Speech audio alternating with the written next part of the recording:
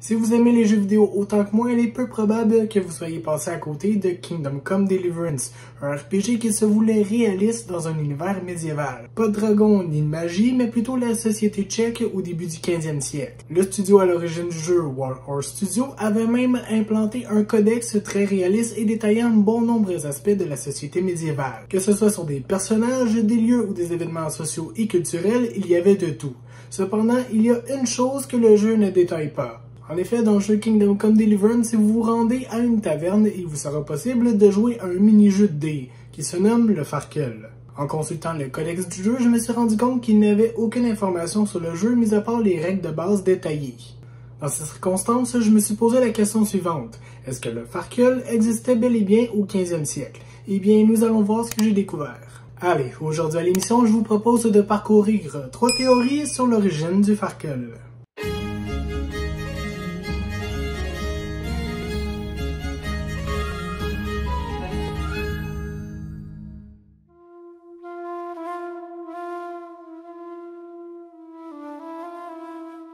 Dans son ouvrage A Pocket Guide to Dice and Dice Game, Kyle Sutter détaille une théorie déjà existante.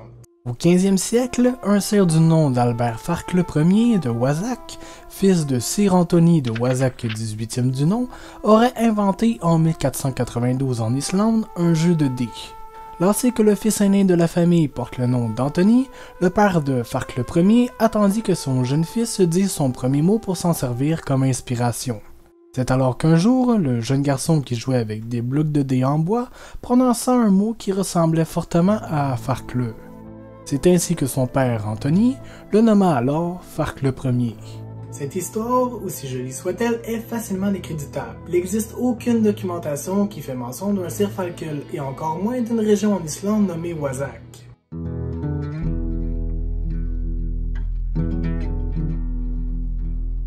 Sur le continent américain, dans la région du Texas, les soi-disant premiers colons seraient inventeurs de ce jeu de dés. Sans doute lors d'escapades en forêt ou à la recherche de quoi subsister, ces hommes remarquèrent une étrange baie. Nommée Farleberries, ces baies sauvages ressemblaient à des bleuets, mais un peu plus foncés. Au fil du temps, les colons remarquèrent que ces fruits durcissaient lors du séchage pour la conservation. L'histoire raconte qu'après les avoir fait sécher, ils les sculptaient en blocs afin de les utiliser dans des jeux de dés. Bon, je sais pas si vous allez être d'accord avec moi, mais j'ai 2 questions. Premièrement, vous trouvez vraiment que ces baies sont assez grosses pour pouvoir être sculptées en forme de dés? Personnellement, j'ai des doutes. Et la deuxième question, c'est qui les premiers colons? Est-ce qu'on parle des Autochtones qui ont frôlé le Texas 500 ans avant notre ère? Est-ce que c'est les Français en 1600? Est-ce que c'est les Espagnols un siècle plus tard? Ou même les Mexicains en 1820 et 1830? En effet, il semble donc très difficile de pouvoir identifier avec certitude l'inventeur du Farkel, étant donné que c'est essentiellement des oui-dire.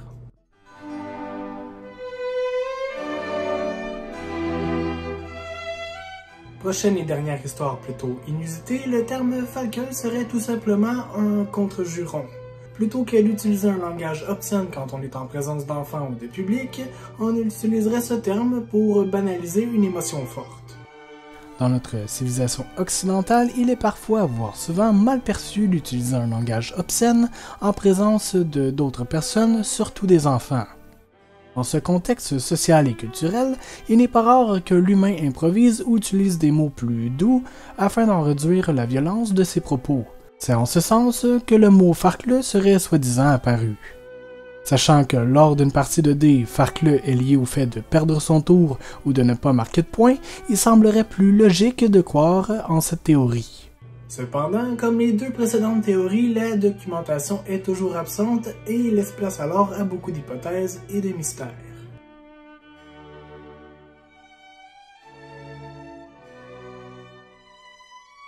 En 1982, une première marque du nom de Farcle est déposée à l'Office américain des brevets et des marques par l'entreprise Moosehead Enterprises en Ohio. Abandonnée un an après, celle-ci est reprise en 1984 par une nouvelle entreprise, Jones Wingard Inc. au Texas.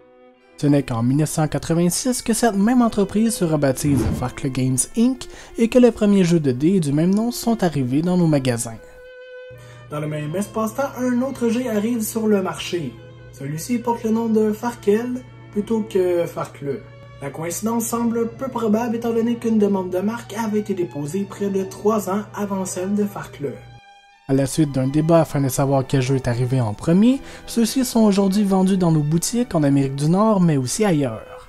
Même si des différences existent entre les deux jeux, elles sont assez mineures. On peut alors se demander est-ce que le studio Warhorse a pris la liberté de s'amuser avec la réalité historique et le mythe entourant le Farcle pour l'intégrer de façon logique dans le lore de leur jeu?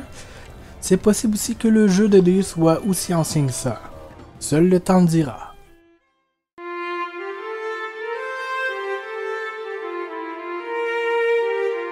Même si l'histoire du Farcle reste plutôt nébuleuse et floue, les règles, elles, sont plutôt bien connues. Tout d'abord, il faut placer sur une table 2 plateaux de bois face à face et établir un score à obtenir.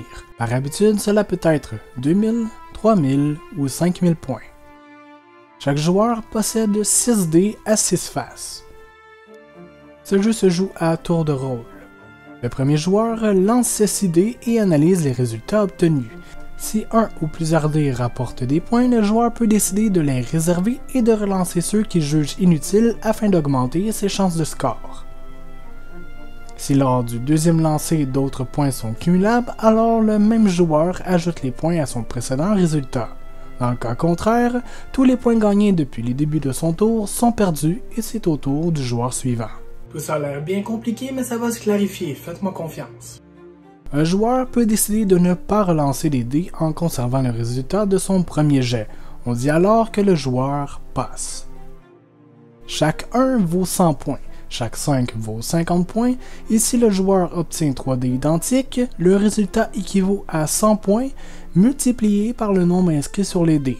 Donc par exemple, 4, 4, 4 donne 400 points. Si le nombre est un 1, alors le nombre de points atteint 1000. 4 dés ou plus d'un même nombre doublent alors les points de 3 d'entre eux.